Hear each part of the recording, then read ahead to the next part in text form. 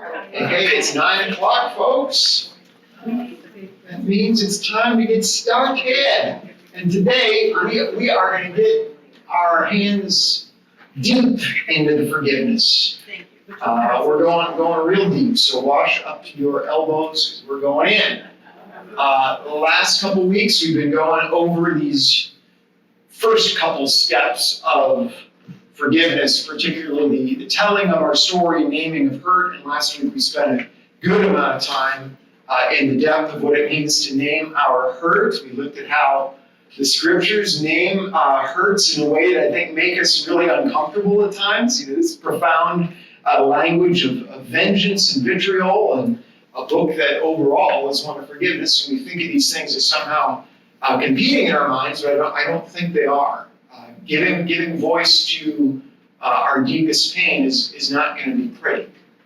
And it's not going to come across polished. It's going to be harsh and acerbic and at times hateful. But in the getting of that poison out, we're able to move towards forgiveness. So I want to start with Psalm 32 today from the Message. Count yourself lucky, how happy you must be, because you get a fresh start. Your slate's been wiped clean. Count yourself lucky. God holds nothing against you, and you hold nothing back from God. When I kept it all inside, my bones turned to powder, and my words became day-long groans. The pressure never let up, and all the juices of my life dried up. And then I let it all out. I said, I'll make a clean breast of my failures to God. And suddenly the pressure was gone. My guilt dissolved, my sin disappeared. These things add up. Every one of us needs to pray. When all hell breaks loose and the dam bursts, we'll be on high ground, untouched. God's my island hideaway. Keeps danger far from the shore. Throws garlands of hosannas around my neck.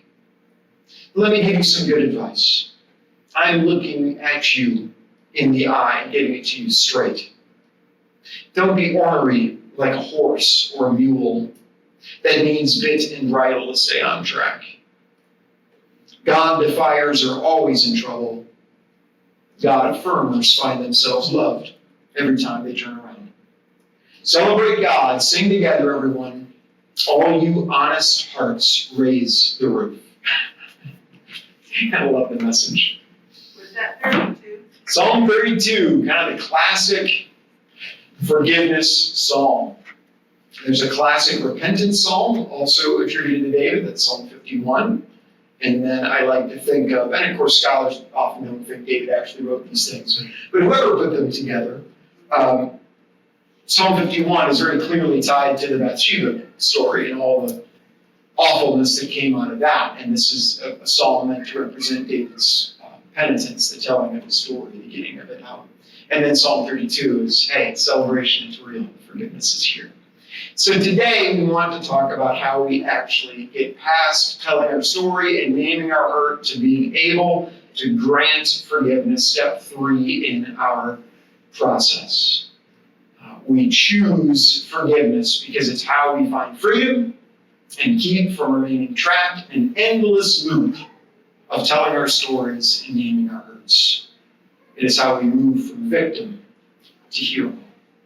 I think I mentioned last week how the book of Lamentations is an acrostic, Aleph through Tav in Hebrew, and it just goes, I think it's in 4 or 5, the first several chapters, it just goes A to Z, over and over, just rehashing these hurts, these tremendous hurts that are impossible to process, and just continually going over and over, and then eventually it's done. Right? Eventually, the process finishes.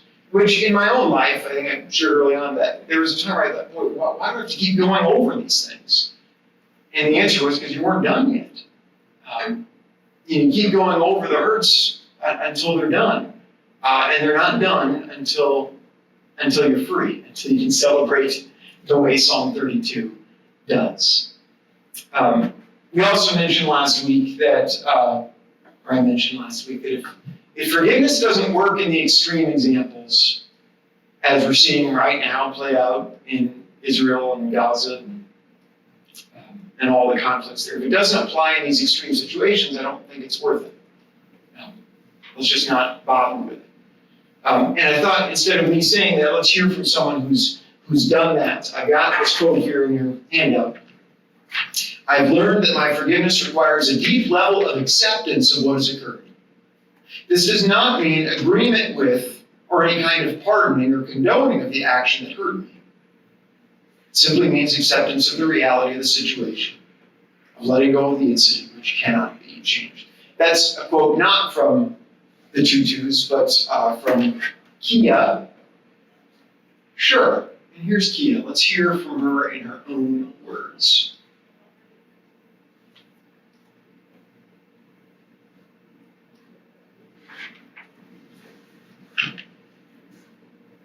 I have a question.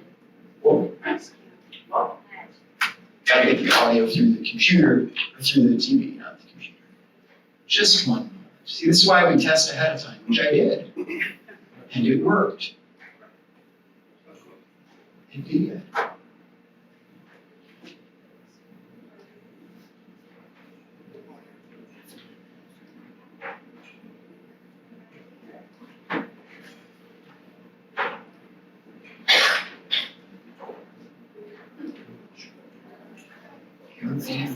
TV, I don't remember that. Guess we can try that.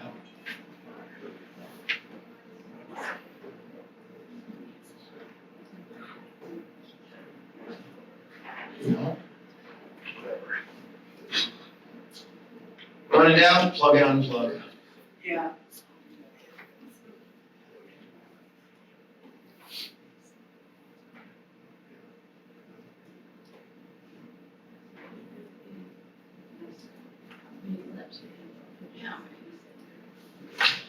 Dang it. I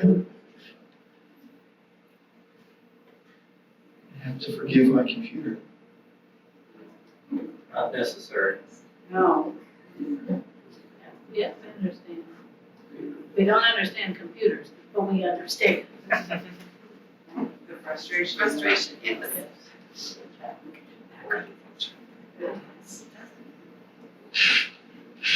All right, maybe we won't. Well, you can tell us what she said. Yeah. Just tell us. Well, we could also just pull it up from the book, because it tells all about Kia.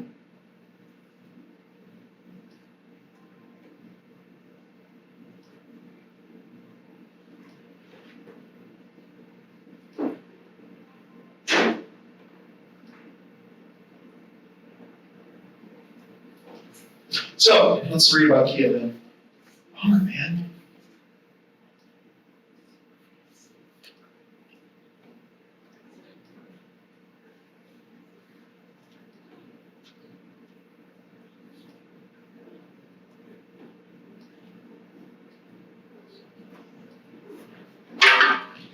Really, we should hear her, because she's such a beautiful spirit, too. So, her story's in the book, but we'll pull it up.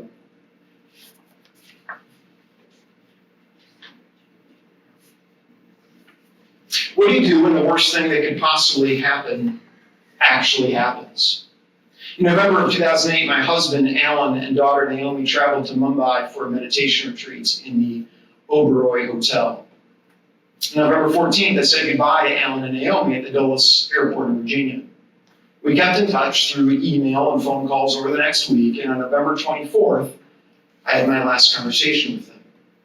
Naomi had just gotten her nose pierced and had sent photos through the email, and she was excited as I shared the news that her test scores had come in for her entrance examination to a top girls' boarding school in New York.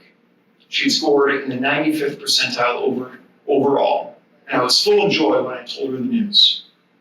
Ellen and I excitedly discussed all of this, and our last words to each other were, "I love you."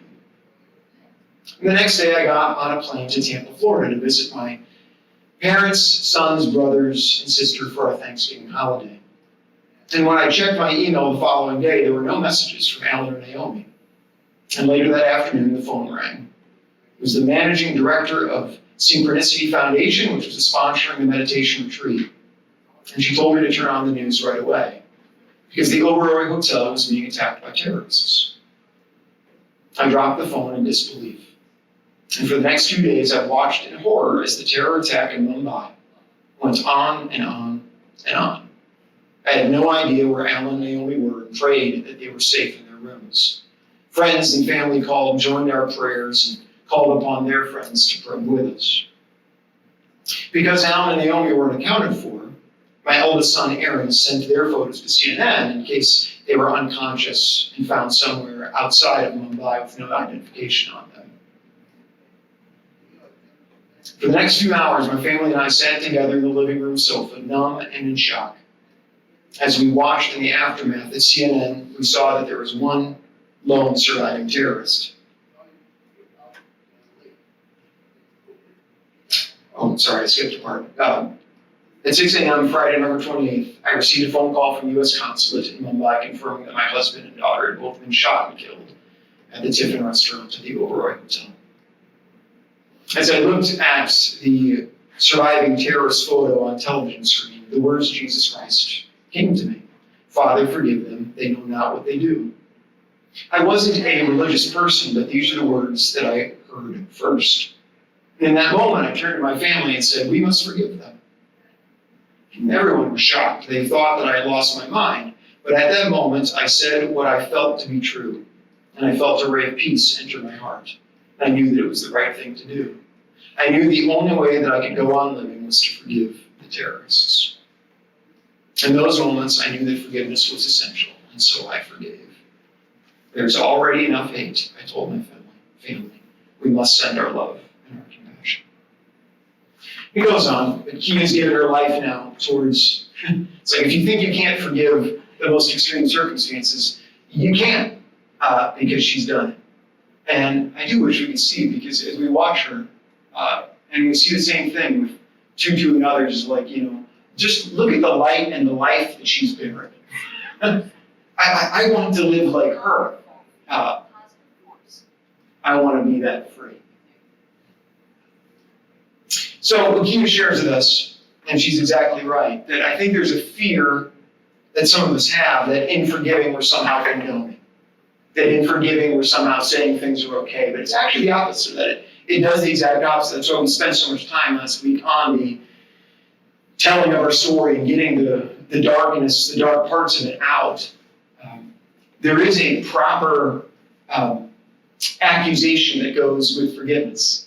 Anytime you tell someone you've forgiven them, that person knows you're accusing them of something. There's nothing to forgive if you haven't made an accusation. So we did that out, but it's not the saying things are okay, but there is a letting go that takes place, right? A letting go. Forgive literally means in Hebrew, or in Greek, to let go. Afie. It envisions the very thing that our soul must do. That the word tells us, shows us what we must do, which is the opening of our hands to release the other person. So, those of you who've done this, how's it work for you? You've been on this path. You're not just hearing about it for the first time in your life. How's this work for you? It's very, very hard. Yes, it is very hard. You have to keep at it and at it and at it, and it'll never happen. Yeah. Sounds like those. That's something you're sharing from years of experience of trying to let go. It's hard, right? It's profoundly difficult. But the alternative is soul prison. Right? The alternative is allowing this misery to define you. Allowing this trauma to define you. Instead of taking control of your story and becoming the hero instead of the victim, as the Tutus advise us to do. What do you think makes it so hard, though? I don't mean to pick on you, Betsy. No. Sure. because I have to look in at myself, not only the person I want to forgive, but I have to look at my part of it, and I have to forgive myself as well as the other person. But sometimes it's myself I'm trying to forgive, sometimes it's the other person. It's very difficult, very Yeah. difficult. There is an examination itself that takes place in forgiveness that is hard to look at. And at times, it almost feels like, it can feel like gaslighting. It's not. It's a recognition that we are connected to one another in ways that often go unnoticed. But we do have to look at our own part. And that can be really hard to do. Others say, what has made forgiveness either doable or challenging or both? Share with us a little bit of your own experience with this. It's also hard to talk about. Yes, give the evidence by his room. Mr. Rogers says that anything human is mentionable and anything mentionable is manageable. Our capacity to put language to these things is part of how we get free from them. The ability to talk about it is not the whole work, but it's a good chunk of the work, is being able to put language around it. Joel? Yeah. I think that you really, your honesty in talking through how painful the telling of the story was when it was from, a seriously, sincerely, place of needing to forgive. I mean, you needed to tell that story, and the way that your example, it really resonated with me in a way that I think is sort of awesome. But also, I wonder whether I'm going to be able to do something this hard or how it's going to go. So, anyway. I'm glad it's been helpful. I do share my own in large part because of how normal I think my hurt has been. It's moving around as a kid. It's not losing my parents to terrorists. Right? It's not overthrowing apartheid. This is the capacity to forgive middle schoolers for being mean to me. Pretty normal experience, and it took me an awfully long time. So I share it because I think it's so normal, and maybe it wasn't as hard for you all, but that's how hard it's been for me. Yeah. When you put it that way, comparing it with the horrendous things that have happened, they've happened for years to people. And try and compare that with what I need for it, it's not even on the same level, but it's still difficult to. It's still difficult, and it's the same work. I don't think it's fundamentally different in quality. It's just, and what hurts us is going to be subjective. My pain is going to be very different than yours, and vice versa. But the way, the path to healing, I think, is the same, regardless of the depth of the hurt. Yeah.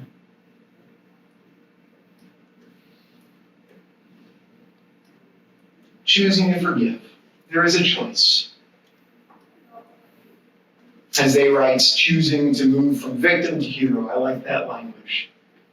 We're no longer subject to the chains. I showed the video of Natty Boltz-Weber last week of breaking the forgiveness or the bolt cutters that come out that allow us to break the chain between the person who hurt us and them. And part of it, as Kia shares, is this choice of recognizing I can't change this. My husband and daughter are dead. And it's tragic.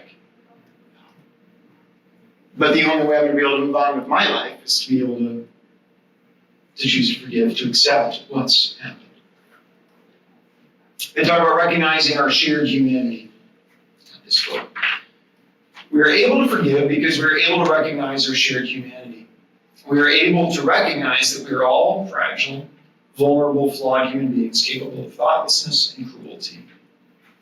We also recognize that no one is born evil, and that we are all more than the worst thing that we have done in our lives. I love that last quote. Brian Stevenson's kind of famous for saying that with his work with people on death row, wrongly accused on death row, that one of his sayings, that t-shirt actually says, we're all more than the worst thing that we've done, and it's a Brian Stevenson quote.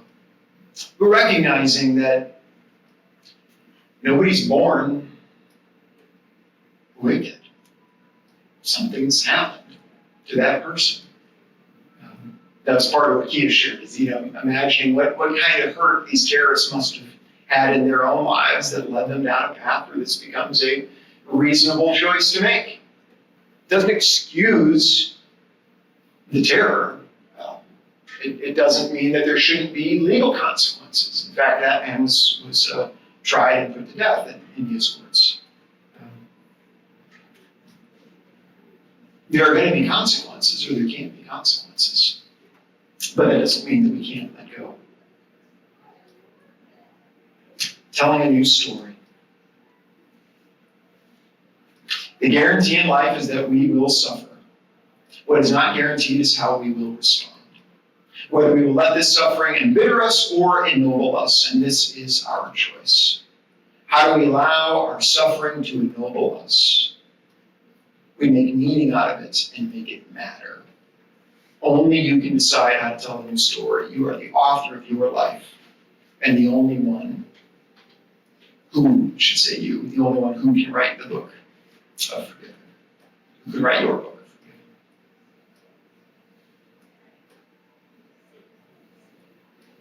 I love that. Do we want to have the suffering of our lives embitter us or ennoble us?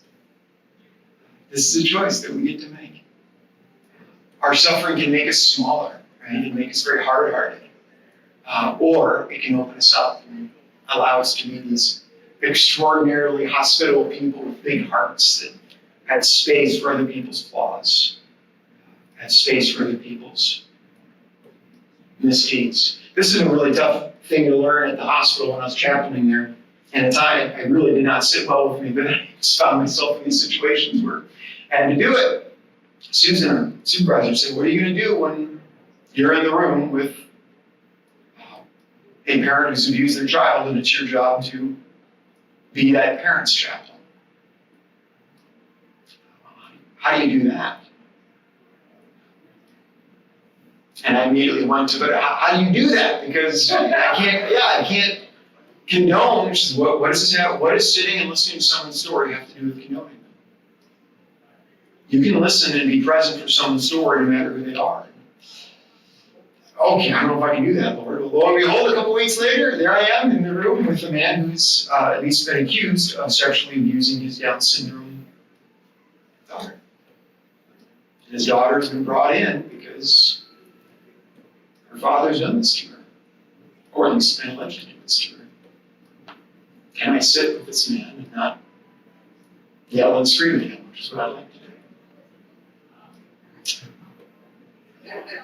Can we recognize our shared humanity even with people with whom we strongly disagree? Yeah.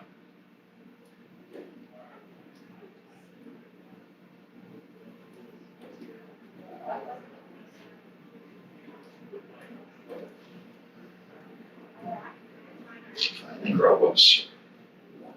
The last one. Yeah, growing through forgiveness. When I'm hurt, when I'm in pain, when I'm angry with someone for what they have done to me, I know that the only way to end these feelings is to accept them. I know the only way out of these feelings is to go through them. I think that's the heart that, why do we not go through it? Because it's this. Because we don't want to face the difficult feelings we know we'll have to face by going through the process. It's easier just to push it away, right? And push it down and let them lie in the past. But of course they don't lie in the past. But when we engage with them, we can grow. I love this. I didn't include this in the handout, but this is at the end of this chapter. When we don't forgive, there's a part of us that doesn't grow as it should. Like the butterfly, we must become stronger and more resilient, and we will transform. We cannot remain frozen in a chrysalis. I love that. Like, when we don't forgive, something inside of us just is stunted. I think that's right. This capacity that we have to connect with each other across differences, across radically different backgrounds. When we don't engage in the process, that gets stunted. But when we do, then all of a sudden, man, we become a butterfly. So this last step they talk about, which I think is really important too, is the releasing or renewing of the relationship. So you get to the point where you say, all right, I'm choosing to forgive, I'm putting language to this, I'm facing my feelings, I'm going to give voice to them, I'm going to go through this process. I'm going to say everything that hurt me as bad as I need to, as many times as I need to, so that I can finally correct this. All right, and then you've done it. You've done the work. What now? This is the other reason I think people don't want to engage in the process of forgiveness, because we worry, will this allow the other person to hurt us again? Who's hurt us? And of course it can, but it doesn't have to. That's up to you. How you want to engage in a relationship with this other person, if you do at all. So releasing is the word they use for, I'm not going to have this person be a part of my life anymore. Just can't do it. Whereas renewing is, I will have this person be a part of my life, but not in the same way. So both modes recognize that I can no longer relate to this person who hurt me in the same way anymore, no matter what. Even though I've forgiven, I still can't relate to you the way that I did before. But that doesn't mean I can't be in a relationship with you. And each of us has to decide which path do we want to take. And there's no right answer to that. The path you take is the path you're going to take. Do you want to be in a relationship with this person or not? You've got to figure that out. Even if you never speak to the person again, even if you never see them again, even if they are dead, they live on in ways that affect your life profoundly. To finish the forgiveness journey and create the wholeness and peace that you create, you must choose whether to renew or release the relationship. I wonder how many of us have work to do, forgiveness work to do with people who've long since died. And how do we engage with that? Well, it's really the same path. Writing can be very helpful here. Writing a letter to your father, to your uncle, to whomever. Jordan. Yeah, I just wanted to comment about that, feeling angry with someone who has died. Yeah. I've had a couple of friends who had fraught relationships with family members, and it makes the grief complicated because there's a part of them who loses the opportunity to ever be in a kind of relationship with that person that they really wanted. Yeah. So there was always the hope when the person was alive that it would be possible. Yeah. And so not just the person died, but also the hope that that relationship could be good, some version of good. And I mean, it's a sticky little situation, and I don't know the answer to it. Yeah. I appreciate that, Tori. I think that's exactly right. Sin, unforgiveness, resentment, whatever words we want to use, complicates our grief. When someone dies, what we want to be able to do is just give thanks to their life in an uncomplicated manner. But that's not the real world for most of us. I've been encouraging folks more and more at funerals now to use the confession of sin at the funeral. I don't have it with me. The one that's in the book, the new book on worship, I think is so helpful. Because it talks about, words that were left unsaid, things that I said the way that I wish I didn't. The kinds of things that fall into every relationship, regardless of how connected or separated you were. But funerals get really complicated when there's unresolved trauma. And they can be very damaging then, because there can be this effort to lionize a person. Oh, we need to remember, look how great Dad was. We just got to talk about his great relationship with Mom. It's like, when families come in, I'm always like, oh, I wonder if you're covering up a sea of hurt that has never been allowed to give voice. So finding ways, that's just one way, but I think it is true that when we die, when someone dies and we haven't done the work, it just makes things really complicated. But in the process, also, it just means you're normal. That's why I'm encouraging folks to do it at funerals. It's like, so you had to forgive your mom for something. Okay? That's not disparaging her memory. That's naming her as a member of the human race with whom we have shared humanity. Mom. I have to wonder though, at a funeral, if someone did suffer trauma from that person, if it's the right time. Yeah. To require people to say, I forgive that person. Yeah. Or to speak of the conflict, because there Right. can be so much emotion in it anyway. That's You're good. grieving, and yet you're in trauma because of talking about the need to do that, or to Yeah. forgive and so on. Yeah, and just to be clear, the prayer doesn't say I forgive the other person. It really is about engagement with your part, whatever that is. But I appreciate that, and I think that's a really great reminder that forgiveness cannot be forced. It just doesn't work. It has to be free. It has to be a free choice that you make.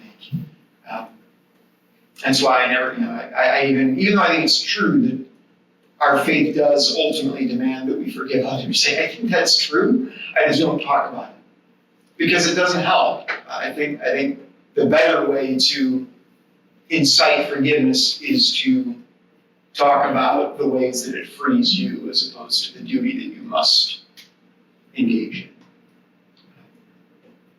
A lot of us are pretty resistant to being told what to do, especially then on anything.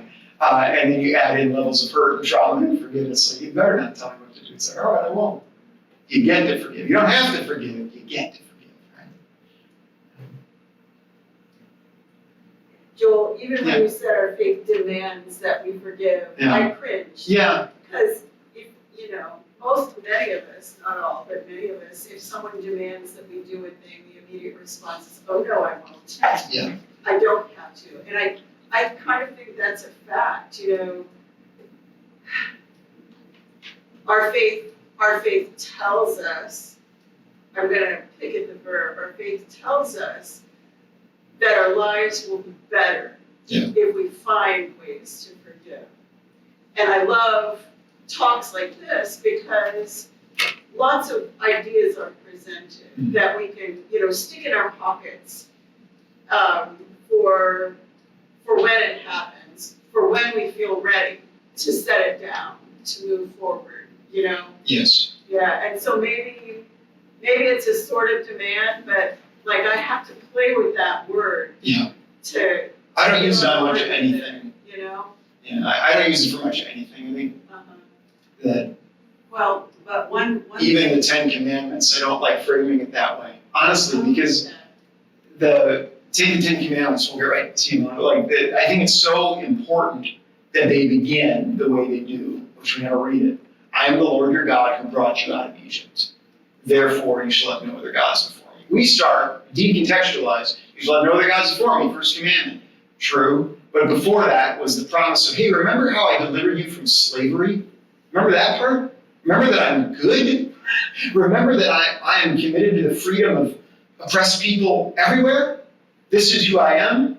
Of course you're not going to have gods before me. Why would you? Right? They become invitations as opposed to commandments. So yeah, go ahead.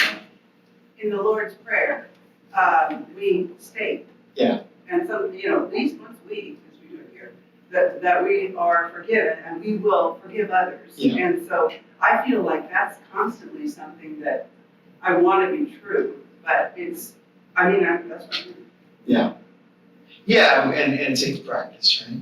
And even as I've said with my own stuff that I think I've had some breakthroughs that are real. That doesn't mean there won't be something will come up in my life, some event that will remind me and bring me back. And you start over, or you do it again. You don't start over again, but you enter the process again, different from the last time.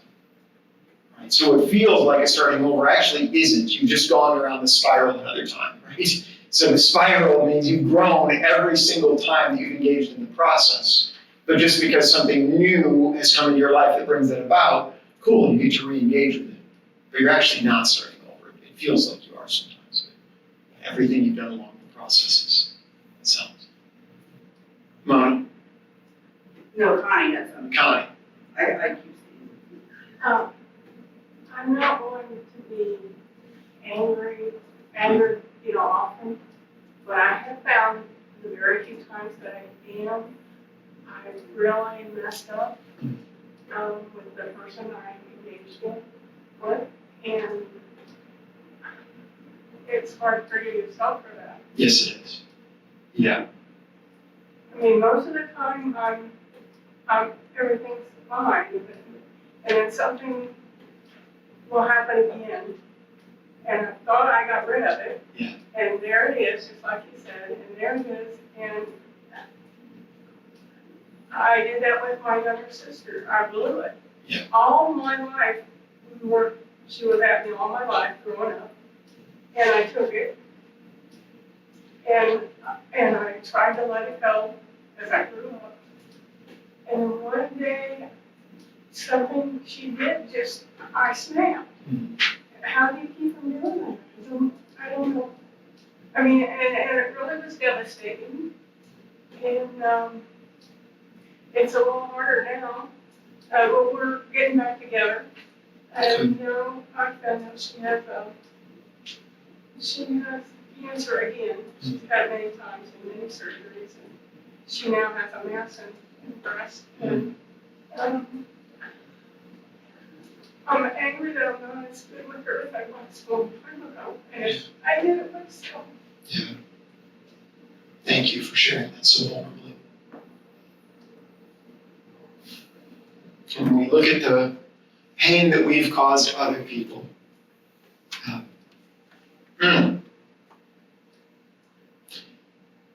there's at the end of Dante's Purgatory. So he's gone from hell, and he's gone through purgatory, and he's about to enter paradise. Before he does, he has to drink from two rivers. And the first is the river of remembrance, and then the second is the river of letting go, forgetting. And the way that Dante frames it is that if he drinks from the waters of remembrance, and in this case, it's the framing of I'm remembering all the things I've done wrong. And like really, for the first time in your life, seeing the weight of the pain that I've caused other people. And Dante is so horrified by his sin that he passes out. He can't stand. And then he's granted the waters of forgetting.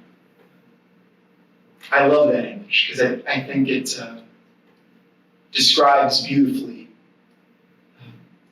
the truth of when we look at the pain that we've caused other people. There's nothing, what can we do to undo it? You can't. There's nothing that can be done. That's what's so painful about it.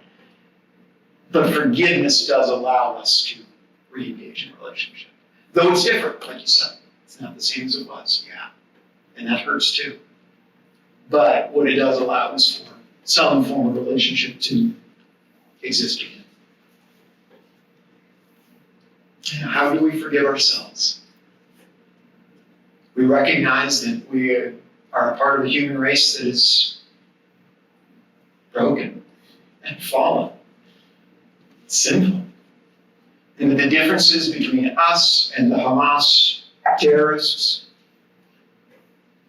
who so horribly killed those innocent Israelites a couple weeks ago, the difference is less than we think that it is. We're closer to them than we are to God in terms of our sinfulness, right? Part of the same human race, are connected to each other. And part of that connection involves our failures. Thank you for sharing so beautifully.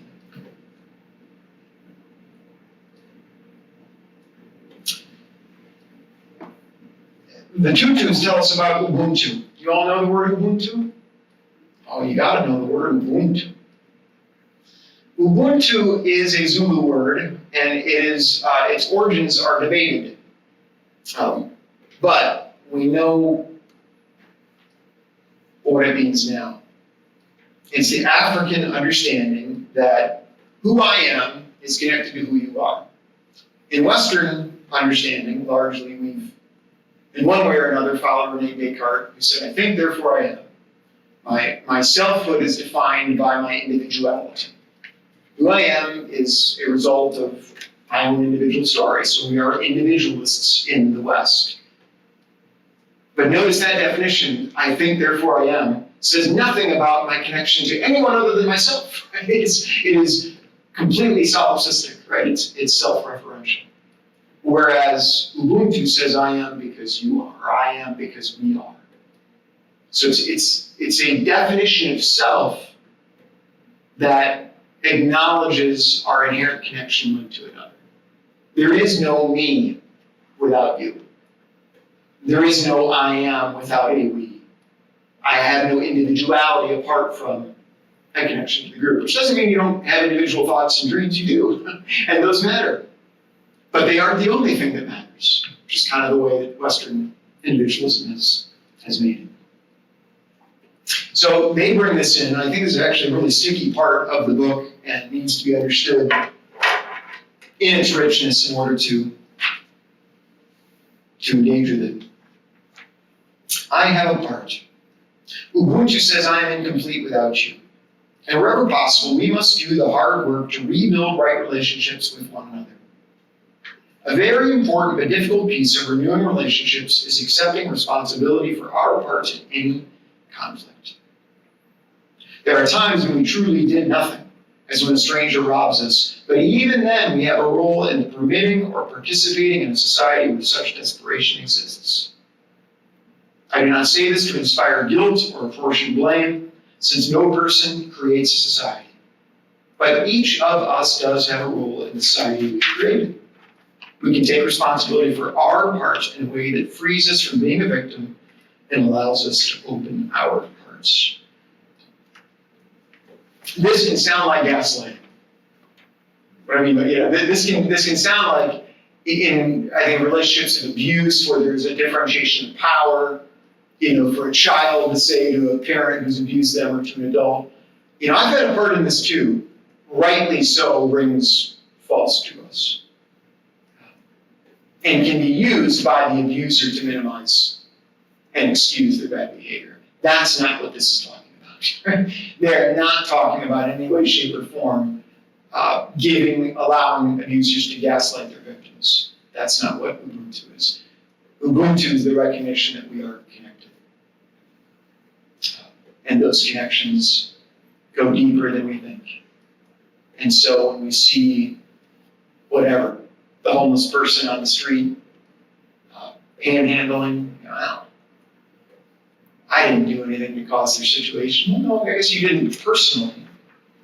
But you're still connected to a society, an economy, a set of laws that allows for these things to happen. And you actually have a part in that society. You have a part in the writing of your own laws. You have a part in the economic system of which you benefit from. Can any one of us do all of it? No, but we are connected. So that's what they're trying to acknowledge here. To not gaslight, but to recognize I'm inherently connected to the other person, whether I recognize it or not. And part of renewing a relationship is recognizing my connection to you. They also encourage us to ask for what you need. And that means when you are especially thinking about re-engaging with someone you've been alienated from, what do you need to re-engage with that person? What do you need from them? Do you need an apology? Do you need a recognition? What they did to you? What is it that you need? Do you need restoration? Did they steal something from you? Do you want something back? What is it? And you get to decide what that is. And what do you need in order to be re-engaged with this person in a relationship? Ask yourself what you need to renew or to release a relationship, and then, if you can, ask it of the person who harmed you. When you ask for what you need, you are no longer a victim without any say in your fate. Sometimes Christianity, I think, is rightly so, by other faith traditions, that we don't do enough about this part. Jews and other traditions spend a lot more time on restoration before forgiveness is granted. Christianity really doesn't. We often preempt forgiveness before restoration is even voiced, much less granted. But you get to decide what you need, and maybe it's nothing, but maybe it's something. So what is it? And being able to voice it, even if you don't get it, part of the reason to bring it up is you can voice something that you need, and you may not get it, but the voicing of it, again, puts you in that active role, where you're no longer passive and a victim, but you are moving towards taking control of your own story.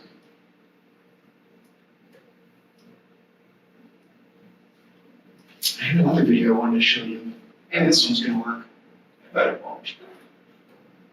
But let's try. Good. No. No. And I have 3 of them. They were all ready to go. I wonder if Brian did something. Brian ruins everything. Brian's awesome. What is I know that. Is that a part of forgiveness, blaming stuff? Yes.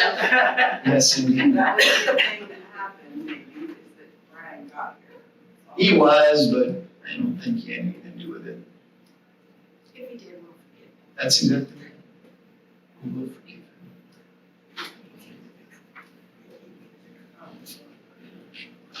So yeah, too bad on that. Then renewing and releasing, the way they define it. Releasing relationship is how you free yourself from victimhood and trauma. You can choose to not have someone in your life any longer, but you have released that relationship only when you have truly chosen the path without wishing that person ill. That's key, right? It's just not connected to sound wise. He has not been able to get any. It was working earlier, and now it's not. I tried to play video. So how do you know the difference between renewing and releasing? Releasing is when I'm not going to be in a relationship with this person anymore, but I know I've done the work when I no longer wish them ill. We actually want them to flourish. I may not want to be in a relationship with you, I may not want you to be a part of my life, but I want your well-being. Renewing a relationship is not restoring a relationship. We do not go back to where we were before the hurt happened and pretend it never happened. We create a new relationship out of our suffering, one that is often stronger for what we've experienced together.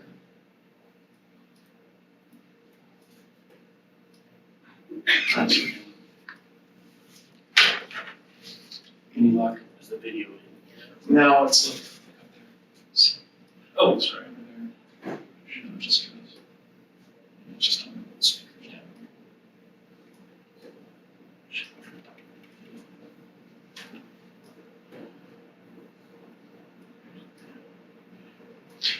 Any Ted Lasso fans here? Ted Lasso is a great show on normalizing forgiveness.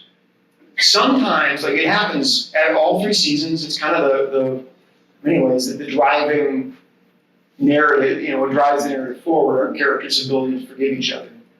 What I love about it oftentimes, sometimes it's like a big climax. There's one in season 3 that you're really building up towards. But in seasons 1 and 2, you often just have people demonstrating really quality apologies and forgiveness without it having to be this monumental, I forgive you, and it's a normal part of our relationships. We don't have to make it the climax of the show because this is just how we learn to interact with each other.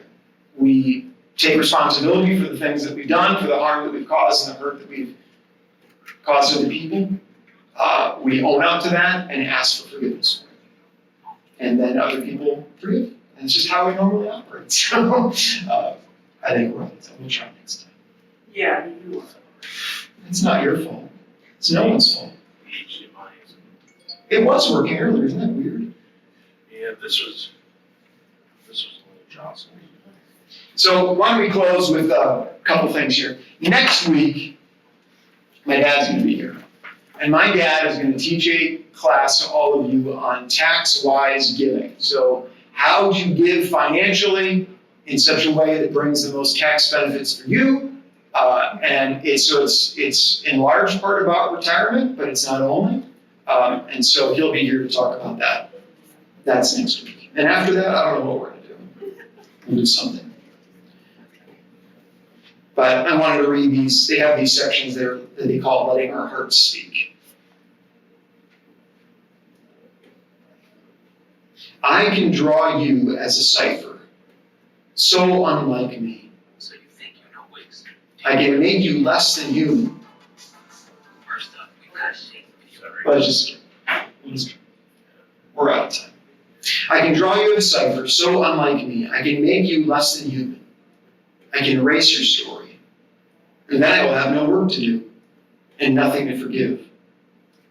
But there is this pile of pain waiting for me. And I cannot remove it without facing your story. There's a pile of pain waiting for me. And to clear it away, I must admit our common humanity. We cannot begin again. We cannot make a new start as though the past has not passed. But we can plant something new in the burnt ground. In time, we will harvest a new story of who we are.